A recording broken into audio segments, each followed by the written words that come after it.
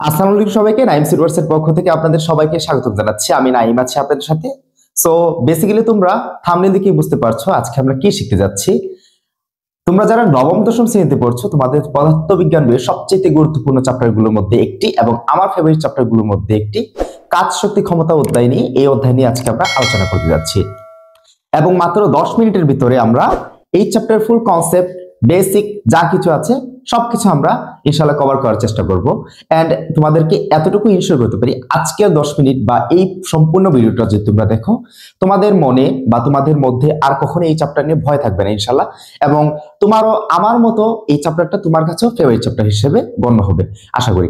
এবং ভিডিওটা সম্পূর্ণ না টেনে দেখো, তারপর 10 মিনিট দেখার পর যদি তোমার মনে হয় যে না আসলে কিছু শিখতে পারিনি, তাহলে তুমি বলো। এন্ড ইনশাআল্লাহ আজকের ক্লাসটা তোমাদের জীবনের সবচেয়ে একটা বেস্ট ক্লাস হতে যাচ্ছে। সো আশা করি ক্লাসটা সম্পূর্ণ মনোযোগ সহকারে দেখবে, এবং যদি সামনে খাতা এবং পেন থাকে তাহলে সেটা নিয়ে বসতে পারো, অথবা শুধুমাত্র ভিডিওটা দেখলেই চলবে ইনশাআল্লাহ। সো যেহেতু চ্যাপ্টারের নাম কাজ শক্তি ক্ষমতা, সো বুঝতেই পারছো এই চ্যাপ্টারটা কাজ শক্তি এবং ক্ষমতা নিয়ে আলোচনা করা হয়েছে।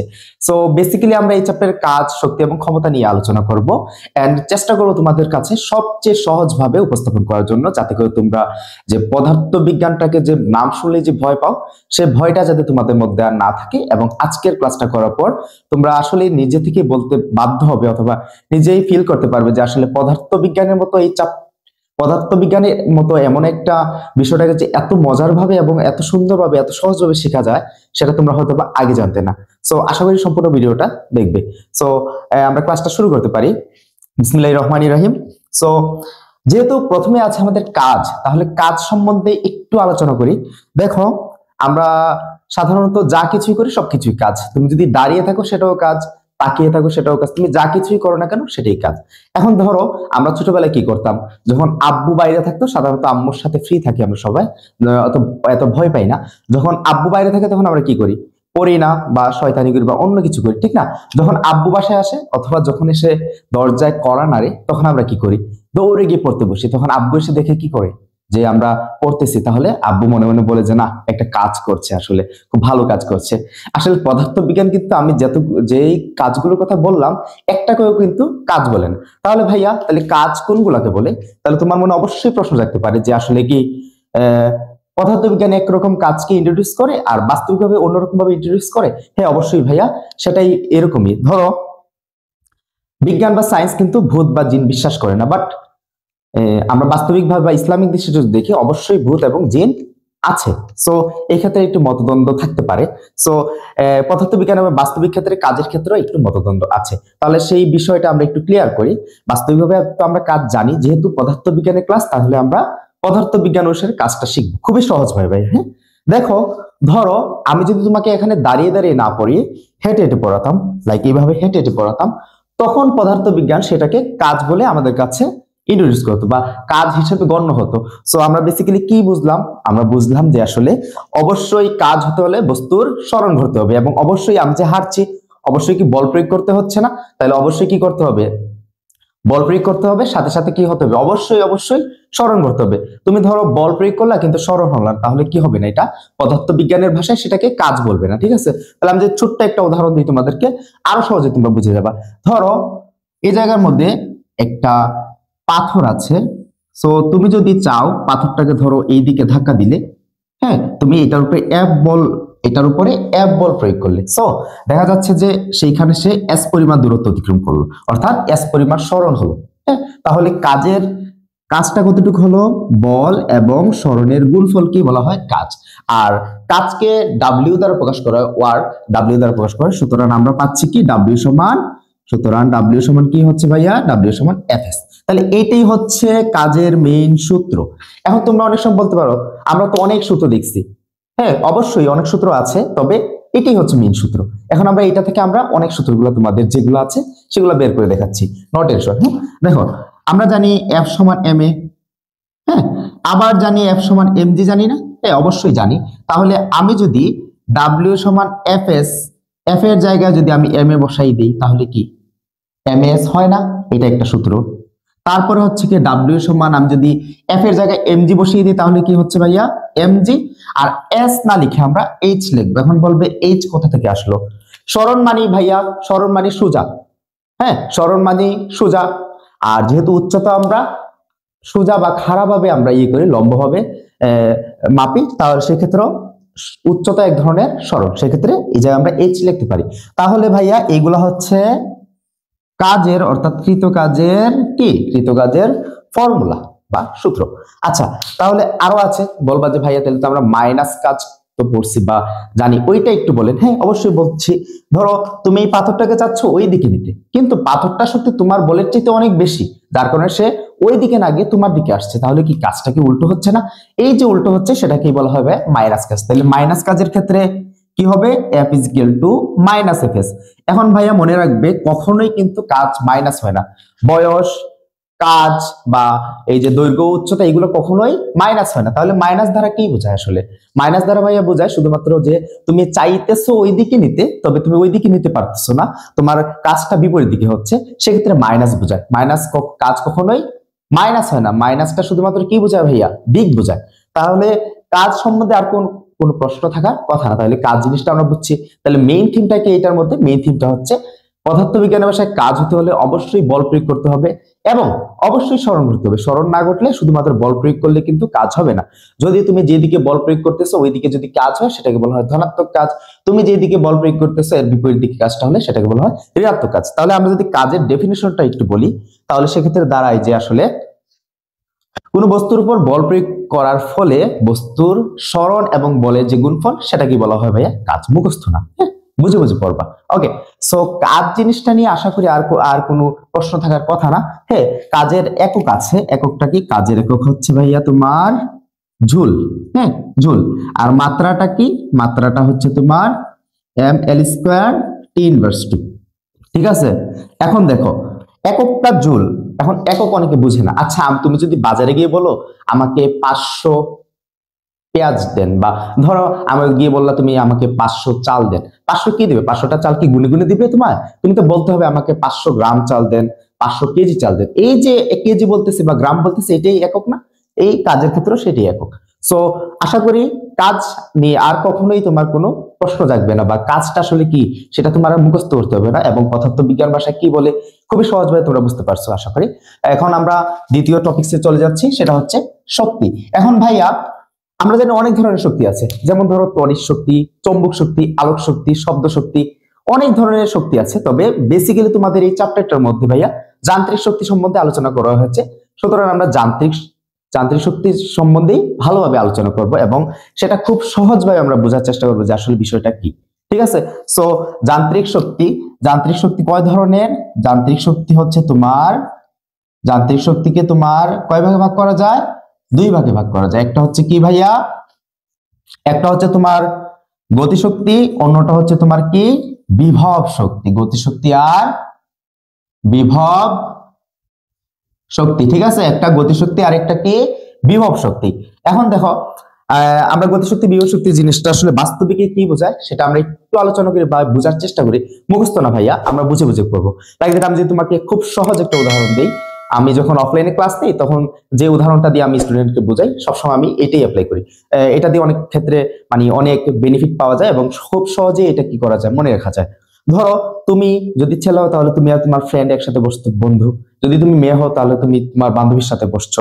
তাই আমরা মজার ছলে অনেক সময় কি করি? ফ্রেন্ডকে থাপ্পড় মারি না? হ্যাঁ, মারি। ধরো আমি অফলাইনে যেটা করি, আমি বলি এই টপিকটা বোঝানোর সময় যে পাশে যে থাকে যে কেউ একজনকে বলি তুমি তোমার বান্ধবীকে একটা থাপ্পড় মারো, তখন সে কি করে? জোরে একটা থাপ্পড় মারে। মানে এমনিতেই তো আমরা চাই যে আসলে ফ্রেন্ডকে মারবো, তবে মজা করে হোক আর যেভাবে হোক মারতে চাই। সো যেহেতু স্যার বলছে সেহেতু সে আরো জোরে মারে। তো আমি প্রশ্ন করলাম তুমি তাকে কিভাবে মারছো? বলে স্যার আমি এইভাবে মারছি, আরেকটা মারে। সো আমি বলি যে আসলে তুমি হাত এইভাবে তো মারতে পারতা, ওইভাবে কেন মারলা? সে বলে যে স্যার যদি আমি এইভাবে মারতাম তাহলে তো স্যার আস্তে হয়ে যেত, আপনি যেহেতু বলছেন আমি এইভাবে জোরে মারলাম। তার মানে কি বুঝলাম আমরা? সে জুড়ে মারার জন্য হাতটা পিছনে নিচ্ছে, তাহলে পিছনে নেওয়ার ফলে অবশ্যই তার মধ্যে হাতের মধ্যে একটা শক্তি আসছে না ভাইয়া? এটাই হচ্ছে বিভব শক্তি। আর যখন সে আঘাতটা করছে সেটাকে বলা হয় গতিশক্তি। এখন দেখো বিষয়টা আমি এইভাবে বলি যে হাতের মধ্যে যে শক্তিটা সেটা হচ্ছে সঞ্চিত শক্তি অর্থাৎ বিভব শক্তি, এবং মারার ফলে যে শক্তিটা সেটা হচ্ছে ভাইয়া গতিশক্তি। তাহলে আমি যদি সংজ্ঞাটা একটু বলি তাহলে কি হবে? কোন বস্তুর স্বাভাবিক অবস্থার পরিবর্তন করলে বস্তুর মধ্যে যে শক্তি সঞ্চিত হয় তাকে বিভব শক্তি বলে, এবং কোন বস্তু বা কোন গতিশীল বস্তুর মধ্যে যে শক্তি থাকে সেটাকে বলা হয় ভাইয়া গতিশক্তি। সো আশা করা যায় এই উদাহরণটা যদি তুমি মনে রাখতে পারো তাহলে ভাইয়া তোমার আর বিভব শক্তি গতিশক্তি নিয়ে আর কখনোই কোনো ঝামেলায় পড়তে হবে না ইনশাল্লাহ। সো দেখো এবার আমরা ম্যাথমেটিক্যাল টার্ম বলতে একটু বুঝিয়ে দিই, যেহেতু এটা বেসিক ক্লাস, ম্যাথমেটিক্যাল টার্ম গুলো বোঝানো সম্ভব না বেসিক ক্লাস, তবে এই ক্লাসটা করার ফলে তোমার ম্যাথমেটিক্যাল টার্মে অনেক হেল্প হবে ভাইয়া, বিশ্বাস করে এই ক্লাসটা সম্পূর্ণ দেখো, দেখবে তোমার ম্যাথমেটিক্যাল টার্মে অনেক হেল্প হবে। আর আমার বর্তমানে পদার্থবিজ্ঞান পেইড কোর্সে ভর্তি চলছে 33% ছাড়ে, যারা ভর্তি হতে চাও তাহলে ভর্তি হতে পারো, এবং স্ক্রিন দেওয়া হোয়াটসঅ্যাপ নাম্বারে যোগাযোগ করতে পারো বিস্তারিত জানার জন্য। তারপরে একটু বলি বৈশিষ্ট্যটা, আমার ক্লাসে প্রধানত ফুল কনসেপ্ট ফুল বেসিক গুলো খুব ভালোভাবে ক্লিয়ার করা হবে এবং টাইপ ভিত্তিক ভাবে প্রত্যেকটা অঙ্ক করানো হবে, যাতে করে তুমি পুরো চ্যাপ্টারটা খুব সহজে শিখতে পারো, এবং প্রত্যেকটা বোর্ড কোয়েশ্চন ধরে ধরে ধরে ধরে কি করা হবে, সলভ করা হবে। হ্যাঁ, এবং থাকছে প্রবলেম সলভিং ক্লাস, তাছাড়াও স্পেশাল অনেক ক্লাস থাকছে, চাইলে ইনরোল করতে পারো। বর্তমানে আমার পদার্থবিজ্ঞানটা চলছে, অন্যগুলো আস্তে আস্তে ইনশাল্লাহ কি করব, মানে পেইড কোর্স চালু করবো আশা করা যায়। সো চাইলে ভর্তি হতে পারো। হ্যাঁ, সো ধরো আমরা আবার আমাদের ক্লাসের টপিকসে চলে যাচ্ছি। গতিশক্তিকে তোমরা সাধারণত বইয়ে দেখবে টি দ্বারা প্রকাশ করা হচ্ছে, তাহলে আমি ই কে দ্বারা প্রকাশ করি, কারণটা কি বলছি, ই কে সমান হাফ এম বি স্কোয়ার। হ্যাঁ, এখন বলবে ভাই ই কে কেন, দেখো তুমি যদি ই কে লেখো তাও হবে, তুমি যদি টি লেখো তাও হবে, তাহলে আমি টিটা কেন স্কিপ করলাম, টি দ্বারা অনেক সময় টেম্পারেচার বোঝায়, পর্যায়কাল বোঝায়, তো সেই ক্ষেত্রে আমাদের একটু প্রবলেম হতে পারে, তাহলে আমরা ইকে দ্বারাই পড়তে পারি। তোমরা যদি চাও যে না আমি টি দ্বারা ডিনোট করব বা টি দ্বারা ইন্ডিকেট করব, তোমার ইচ্ছা, এটা দিয়ে হবে ওইটা দিয়ে হবে, কোনোটাই ভুল হবে না ভাইয়া, ঠিক আছে। এখন দেখো তাইলে বিভব শক্তিকে কি দ্বারা প্রকাশ করো, বিভব শক্তির ক্ষেত্রেও সেম কাহিনী, এটা সূত্র হচ্ছে ইপি সমান এম জি এইচ। এই ক্ষেত্রে ভাইয়া তোমাদের বইয়ে হয়তো এটা বি দ্বারা প্রকাশ করা হয়েছে, তাহলে আমি এটা স্কিপ করে ইপি দিয়ে কেন প্রকাশ করলাম, এইটা করলে হবে ওইটা করলে হবে, ভি দিয়ে অনেক সময় আয়তন বোঝায়, ভেরিয়েন্ট বোঝায়, অনেক সময় তোমার কি বোঝায়, বেগ বোঝায়, সেক্ষেত্রে আমরা ইপি দিয়ে পড়লে ভালো হয়, আসলে ওইটা পড়লে হবে এটা পড়লে হবে, তুমি বুঝতে পারলে হয়েছে, ঠিক আছে। এখন দেখো অনেক ক্ষেত্রে আমাদের গতিশক্তির ক্ষেত্রে বি স্কয়ারের মানটা দেয়া থাকে না, সেক্ষেত্রে আমরা সব সময় এই সূত্রটা ইউজ করব, V square equal to U square plus 2gh, ঠিক আছে। তাহলে এই সূত্র, তাহলে সূত্র কমপ্লিট, গতিশক্তি বিভব শক্তি কমপ্লিট। আচ্ছা, ম্যাথমেটিক্যাল টার্মের একটু জিনিস আমি একটু আলোচনা করে দিই, যেটা খুব ইম্পর্টেন্ট মনে হচ্ছে আমার কাছে, এবং সবসময় এটা থেকে বেশিরভাগ ক্ষেত্রে বহু নম্বর প্রশ্ন আসে এবং খুবই সহজ, সেটা হচ্ছে সংরক্ষণশীলতার নীতি। ঠিক আছে, ধরো এই জায়গায় এ বিন্দু, বি বিন্দু, সি বিন্দু, আর হচ্ছে তোমার ডি বিন্দু। হ্যাঁ, এখন দেখো তুমি এই জায়গার মধ্যে একটা বস্তু রাখলা, ধরো এটা 100 মিটার উচ্চতায় আছে, হ্যাঁ 100 মিটার, তখন তুমি ছাদ থেকে বস্তুটা নিচের দিকে ফেলে দিলা, ঠিক আছে। তখন দেখা যাবে কি, আসলে ধরো তুমি উপর এ ধরো, তুমি বি ধরো তোমার এক বন্ধু, সি ধরো আরেক বন্ধু, তাহলে বি বিন্দুটা, আচ্ছা দেখো তো, তুমি যদি ছাদ থেকে ফেলে দাও বস্তুটা এই পড়বে না, এই পড়তে থাকবে, কোথাও কি আটকাবে না, কোথাও আটকাবে না। তাইলে ধরো তোমার বন্ধু, কল্পনা সুযোগভাবে কল্পনা করো যে বস্তুটা যখন এই জায়গায় ছিল তখন অবশ্যই বস্তুটার মধ্যে একটা শক্তি ছিল বা বেগ ছিল। হ্যাঁ, যখন বস্তুটা আবার এই জায়গায় আসছে তখন অবশ্যই বস্তুটার মধ্যে আরো বেশি বেগ, আমরা জানি যত উপর থেকে যত নিচে নামে তত বেশি কি থাকে ভাইয়া, বেগ থাকে। তাহলে অবশ্যই এই জায়গার মধ্যে ভাই আরো বেশি বেগ আছে না, অবশ্যই আরো বেশি বেগ আছে এবং শক্তি আছে। তাহলে ধরো তুমি এবং তোমার বন্ধু কৌতূহল বসে তো তোমার মনে প্রশ্ন থাকলো, আসলে কি আমি যখন ছিলাম, আমার হাতে যখন এই বলটা ছিল, তখন এটার মধ্যে যে শক্তিটা ছিল, এই যে বি অবস্থানে যখন গেল বা সি অবস্থানে যখন গেল বা ডি অবস্থানে যখন গেল, মোট শক্তি কি একই? হ্যাঁ, মোট শক্তি কি একই? আমি বলবো হ্যাঁ ভাইয়া, শক্তির কখনো বিনাশ নেই, ধ্বংস নেই, শক্তি শুধুমাত্র কি করে এক মাধ্যম থেকে অন্য মাধ্যমে রূপান্তরিত হয়, শক্তির বিনাশ বা সৃষ্টি নেই। তাহলে দেখো তুমি যদি এই জায়গায় যদি মোট শক্তি বের করো যত হবে, এই জায়গায় যদি মোট শক্তি বের করো ততই হবে, এই জায়গায় যদি মোট শক্তি বের করো ততই হবে, এই জায়গায় যদি তুমি মোট শক্তি বের করো ততই হবে। অর্থাৎ যে কোনো স্থানে যদি তুমি মোট শক্তি বের করো, অর্থাৎ গতিশক্তি এবং বিভব শক্তি বের করে যদি যোগ করো যত হবে, প্রত্যেকটা বিন্দুতে ভাইয়া ততই হবে। এটা হচ্ছে সংরক্ষণশীলতার নীতি, অর্থাৎ শক্তির বিনাশ বা ধ্বংস নেই বা সৃষ্টি নেই, সেটা এক মাধ্যম থেকে অন্য মাধ্যমে অর্থাৎ রূপান্তরিত হয়। তুমি যত উপরে থাকবা তত বেশি বিভব শক্তি হবে, গতিশক্তি কম হবে, যত নিচে নামবা তত গতিশক্তি বাড়বে, বিভব শক্তিটা কমবে। তাহলে সংরক্ষণশীলতার নীতিটা আসলে কি, যে তুমি অঙ্ক করার ক্ষেত্রে অনেক ক্ষেত্রে তোমার ম্যাথমেটিক্যাল টার্মের ক্ষেত্রে বেশিরভাগ ক্ষেত্রে এই গহ নম্বর এটা প্রশ্ন আসে। সো তুমি খুব সহজে এটা আনসার করতে পারবা। কি করবা, সবার প্রথমে এ বিন্দুতে গতিশক্তি বিভব শক্তি বের করে যোগ করবা, যদি বলে বি বিন্দু, এ বিন্দু বা ডি সি বিন্দু, ডি বিন্দু, যে বিন্দুতেই বলুক না কেন, তুমি যে বিন্দু বলে শুধুমাত্র গতিশক্তি বিভব শক্তি বের করে যোগ করবা। যোগ করার ফলে দেখবা যে সবগুলাই সেম হবে, সেম হলেই ভাই গতিশক্তি সংরক্ষণশীলতার নীতি মানে, বা এটাকে অনেক সময় নিত্যতার নীতি বলে, বা মোট শক্তি একই থাকে কিনা ধ্রুব থাকে কিনা, এই ধরনের প্রশ্ন হয়ে থাকে ভাইয়া। সো এই সবগুলো টাইপ ভিত্তিক ভাবে, এটা তো জাস্ট একটা বুঝালাম এমনিতেই। পেড কোর্সের মধ্যে ফুল ডিটেলসে আরো সুন্দর করে এবং ফুল ডিটেলসে আলোচনা করা আছে ভেঙে ভেঙে, ঠিক আছে। সো চাইলে পেড কোর্সে ভর্তি হতে পারো। এখন দেখো, তাহলে আমাদের শক্তি জিনিসটা আমাদের কভার, কারো কোনো প্রশ্ন থাকার কথা না। তারপর যদি বুঝতে অসুবিধা হয় কমেন্ট করে জানাবে, ইনশাল্লাহ আমি পরবর্তী ক্লাসে তোমাদের সেই প্রবলেমগুলো নিয়ে আলোচনা করার চেষ্টা করবো ভাইয়া, ঠিক আছে। সো আমাদের লাস্ট টপিকস ক্ষমতা। এখন ভাই ক্ষমতা জিনিসটা কি, আমরা একটা বরাবরই আমি সবগুলো উদাহরণ দিয়ে তোমাদেরকে বোঝাচ্ছি যাতে করে তোমরা সহজে বুঝতে পারো এবং বাস্তবিকভাবে বিষয়টাকে মানে রিয়েলাইজ করতে পারো, হ্যাঁ ঠিক আছে। এখন দেখো, লাইক দ্যাট তোমার একটা প্রবলেম হইলো, তুমি গেলা চেয়ারম্যানের কাছে, যেটা দিয়ে আমি সবসময় বুঝাই আসলে, চেয়ারম্যানের কাছে গেলা, সেম প্রবলেম তোমার আরেক বন্ধুর, সেগুলো এমপির কাছে, তাহলে কার প্রবলেমটা সবার আগে সলভ হবে? চেয়ারম্যানের যদি লাগে 5 মিনিট, তাহলে এমপি বা মন্ত্রী লাগবে 10 সেকেন্ড। তাহলে তুমি কার ক্ষমতাটা বেশি আসলে? এমপির না? কারণ কি, সময় কম লাগছে, যার সময় যত কম লাগে তার তত কি ক্ষমতা বেশি। তাহলে আমরা কি বুঝলাম, কাজের পরিমাণের উপরে ডিপেন্ড করে, যদি সময়টা কম হয় তাহলে তার ক্ষমতাটা আসলে বেশি। তাহলে আমরা কি বুঝলাম ভাইয়া? আমরা বুঝলাম যে আসলে এখন যে লিখি এই টপিকস এর নাম কি, ক্ষমতা। ক্ষমতাকে পাওয়ার অর্থাৎ পি দ্বারা প্রকাশ করা হয়। ক্ষমতা সমান হচ্ছে কাজকে যদি আমরা সময় দ্বারা ভাগ করি তাহলে আমরা যেটা পাবো সেটাই হচ্ছে ভাইয়া কি আসলে ক্ষমতা। এবং ক্ষমতার একক কি? ক্ষমতার একক ওয়াট। আর এই যে আমরা গতিশক্তি বিভব শক্তি শিখলাম না, ওইগুলার ক্ষেত্রেও এককটা কি? এককটা হচ্ছে তোমার জুল, হ্যাঁ। এবং মাত্রাটাও একই, কাজের মতোই, M L square T inverse 2, ঠিক আছে। আর ক্ষমতার একক হচ্ছে কি? ক্ষমতার একক হচ্ছে ওয়াট, ঠিক আছে। আর মাত্রা হচ্ছে তোমার M L square T inverse 3, ঠিক আছে। ওকে, এখন দেখো, তাহলে ক্ষমতাটা আমরা বুঝে ফেললাম।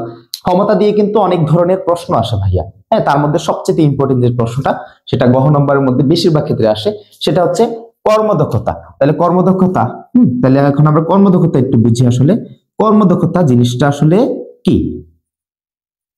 কর্মদক্ষতাকে ইটা দ্বারা প্রকাশ করা হয়। তাহলে কর্মদক্ষতা সমান P out by P in into 100%, ঠিক আছে। তাহলে কর্মদক্ষতা সমান কি? P out by P in into 100%। এখন বলবা ভাইয়া পি আউট পি ইন জিনিসটা আসলে কি? আমরা তো বইতে অন্যরকম পড়ছি, হ্যাঁ ঠিক আছে। আমি লিখলাম এইভাবে, হ্যাঁ। পি আউট তুমি এইভাবে যদি পরীক্ষার মধ্যে লিখাও তাও হবে, ঠিক আছে। এখন তো পি আউট মানে জিনিসটা কি বুঝাচ্ছি। পি আউট মানে হচ্ছে, আউট মানে কি ভাই? বাইরে না, ইন মানে কি? ভিতরে। তাহলে আউট মানে বাইরে, পি ইন মানে ভিতরে। তাহলে ইন মানে বোঝাচ্ছে ভিতরে যেটা আছে, আর আউট মানে কি? বাইরে যেটা মানে তুমি কার্যকর করছো ওইটা না। তাহলে পি আউট মানে হচ্ছে ভাইয়া তোমার মোট কার্যকর ক্ষমতা, পি ইন মানে হচ্ছে মোট প্রদত্ত ক্ষমতা। অর্থাৎ তোমার মধ্যে যেই ক্ষমতাটা আছে সেটাকে বলা হয় পি ইন, অর্থাৎ মোট প্রদত্ত ক্ষমতা। এটা তোমার ক্ষেত্রে হতে পারে, মোটরের ক্ষেত্রে হতে পারে, যে কোনো পাম্প বা যে কোনো মেশিনের ক্ষেত্রে হতে পারে, ঠিক আছে। তাহলে পি আউট জিনিসটা বুঝছো? পি আউট জিনিসটা হচ্ছে গিয়ে তোমার যে ক্ষমতাটা তুমি ব্যয় করবা বা যে ক্ষমতাটা তুমি কার্যকর করবা, অন্য একটা কাজ করার মাধ্যমে কার্যকর করবা। আর পি ইন হচ্ছে তোমার মধ্যে আছে এই শক্তিটা, তুমি কি সব ক্ষেত্রে কি সম্পূর্ণ শক্তি দিয়ে দাও বা সম্পূর্ণ ক্ষমতা প্রয়োগ করো না? তোমার মধ্যে আছে ক্ষমতা প্রয়োগ করার, কিন্তু তুমি সম্পূর্ণটা করো না। সেম ক্ষেত্রে মোটরের ক্ষেত্রে বা অন্যান্য ক্ষেত্রেও কাজে লাগে বিষয়টা আসলে। সো তাহলে পি আউট পি ইন জিনিসটা বুঝছো। এখন হচ্ছে গিয়ে কর্মদক্ষতা। কর্মদক্ষতা জিনিসটা বুঝতে হলে আমরা আমি একটা সহজ উদাহরণ দিই। ধরো তোমাদের একটা পুকুর আছে বা একটা কুয়া আছে বা যে কোনো কিছু আছে। ধরো কুয়া আছে, কুয়ার মধ্যে পানি আছে। ধরো তুমি চাচ্ছ যে কুয়ার মধ্যে, ধরো অনেক সময় দেখা যায় কি অনেক জিনিস পড়ে না, ধরো খাওয়ার উপযোগী হয় না তখন পানিটা, তখন কুয়াটা সম্পূর্ণ পানি অপসারণ করে তারপর কি করা হয়, মানে তারপর আবার এটাকে মডিফাই করা হয়, ঠিক আছে। তাহলে ধরো তোমাদের কুয়াতে এরকম কিছু একটা হয়েছে, তখন তুমি কি করবা? অবশ্যই মোটর আনবা। মোটর এনে কি করবা? মোটরটা এটার মধ্যে পাইপ দ্বারা সংযোগ করে সম্পূর্ণ পানিটা খালি করতে চাবা। তাহলে যেহেতু তুমি পদার্থবিজ্ঞানী স্টুডেন্ট, সবকিছু হিসাব করে করতে হবে, যেহেতু এগুলো পদার্থের বিষয়। তখন তুমি দেখলা যে আসলে হিসাব করে এই জায়গার মধ্যে ধরো তোমার 3000 ওয়াটের কাজ আছে, মানে মোট ক্ষমতার কাজ আছে মোট 3000 ওয়াটের, মানে মোট 3000 ওয়াট ক্ষমতার কাজ আছে, এই জায়গায় করতে হবে আসলে। এখন তুমি বাজারে গেলা, বাজারে যাওয়ার পর ধরো তুমি 4000 ওয়াটের একটা কি আনলা? একটা পাম্প নিয়ে আসলা, এবং তোমার বড় ভাই 3200 ওয়াটের একটা পাম্প নিয়ে আসলো। বলো তো কে বুদ্ধিমান? অবশ্যই তোমরা বুঝতে পারছো তোমার বড় ভাই বুদ্ধিমান। কারণ কি? কারণ হচ্ছে এখানে ক্ষমতার প্রয়োজন কত? 3000। তুমি 4000 দিয়ে কি করবে ভাই? অপচয় না? অপচয় অবশ্যই। তাহলে কোন পাম্পের কর্মদক্ষতা বেশি হবে? যে পাম্পের এই পাম্পের কর্মদক্ষতা বেশি হবে না? এই পাম্পের কর্মদক্ষতা তো বেশি হবে। হ্যাঁ, ঠিক আছে। তাইলে আমরা কি বুঝলাম? যে এটা হচ্ছে কি তোমার কাজ করতে হবে, অর্থাৎ কার্যকর করতে হবে, অর্থাৎ পি আউট। আর পি ইন হচ্ছে কি ক্ষমতা সম্পন্ন, যে ক্ষমতা সম্পন্ন তুমি পাম্পটা বা মোটরটা আনবে ওইটা, ঠিক না?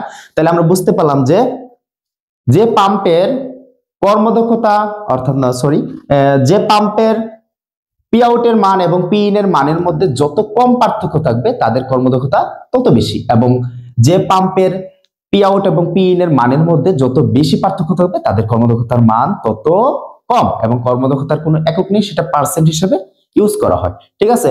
সো তাহলে পি আউট জিনিসটা, পি ইনটা ক্লিয়ার। পি ইন বলতে একেবারে সহজ, যে ক্ষমতা সম্পন্ন পাম্পটা তুমি আনবা, আর পি আউট মানে পাম্পটা দিয়ে যতটুকু তুমি ক্ষমতা কাজে লাগাবা সেটাই। এখন হচ্ছে আমি একটু ম্যাথমেটিক্যাল টার্ম না, তারপরে তোমাদেরকে একটু বুঝিয়ে দিচ্ছি যে আসলে ধরো পি আউট অনেক সময় দেয়া, পি আউট যখন তুমি বের করবা, পি আউটের সব সময় তুমি পি আউটটা W/T অর্থাৎ mgh/T এই সূত্রগুলা ইউজ করে বের করতে পারবা। ঠিক আছে, বের করতে পারবা। কিন্তু পি ইন এর মানটা W/T বা mgh/T এই সূত্র দিয়ে কখনোই তুমি বের করতে পারো না। কারণ কি? কারণটা হচ্ছে কি তোমার এটা তো কাজের উপরে ডিপেন্ড করে না, এটা আগে থেকে ফিক্সড করা থাকে। কিন্তু পি আউট জিনিসটা কাজের উপরে ডিপেন্ড থাকে, যে তুমি কতটুকু এটা দিয়ে ক্ষমতা অপচয় বা কতটুকু ক্ষমতা কাজে লাগাবা। হ্যাঁ, এটা কিন্তু আগে থেকে ফিক্সড করা থাকে না, তোমার কাজের উপরে ডিপেন্ড করে, ঠিক না? আর পিনটা কিন্তু আগে থেকে ফিক্সড করা, এটা কাজের উপরে ডিপেন্ড করে না, যার কারণে পিন এর মানটা তুমি কখনো এই সূত্র দিয়ে বের করতে পারবা না। এন্ড দেখো পি আউটের মানটা এই সূত্র দিয়ে বের করা যাবে, আবার এই যে সূত্রটা আছে না, এই যে সূত্রটা কর্মদক্ষতার সূত্র দিয়েও তুমি কি করতে পারবা? বের করতে পারবা। তাহলে পিন কি ভাইয়া তাইলে বের করা যাবে না? অবশ্যই যাবে। পিন এর মানটা শুধুমাত্র তুমি এই সূত্র দিয়ে বের করতে পারবা, অন্য কোনো সূত্র দিয়ে বের করতে পারবা না। ঠিক আছে, তাহলে আরেকটু দেখো, 1 কিলোওয়াট সমান হচ্ছে কি ভাইয়া 1000 ওয়াট। হ্যাঁ, তারপরে 1 মেগাওয়াট মানে হচ্ছে ভাইয়া 10 লক্ষ ওয়াট। আর হচ্ছে কি ভাইয়া 1 এইচপি সমান 746 ওয়াট। এগুলা একটু মনে রাখবা, তোমার ম্যাথমেটিক্যাল টার্ম করতে বা ম্যাথমেটিক্যাল অঙ্কগুলো করতে বা এমসিকিউর মধ্যে অনেক বেশি হেল্পফুল হবে। ঠিক আছে, সো আশা করি কাজ, শক্তি, ক্ষমতা নিয়ে আর কখনোই তোমাদের কোনো ঝামেলা থাকার কথা না ভাইয়া। তারপরে যদি বুঝতে অসুবিধা হয় তাহলে কমেন্ট বক্সে জানতে পারো, ইনশাআল্লাহ আমি পরবর্তী ভিডিওগুলোতে তোমাদের সেই সমস্যাগুলো সমাধান করার চেষ্টা করব। এবং ভালোভাবে পড়াশোনা করবে, এবং তোমরা কমেন্ট করে জানতে পারো যে পরবর্তী কোন ক্লাসের 10 মিনিট বা এইরকম ভাবে তোমরা ক্লাস চাচ্ছ, বেসিকের ক্লাস। আর চাইলে আমার তো বললামই পেড কোর্সে ভর্তি চলছে 33% ডিসকাউন্টে, চাইলে ভর্তি হতে পারো এবং হোয়াটসঅ্যাপ নাম্বারে যোগাযোগ করতে পারো। সবাইকে ধন্যবাদ। আসসালামু আলাইকুম সবাইকে।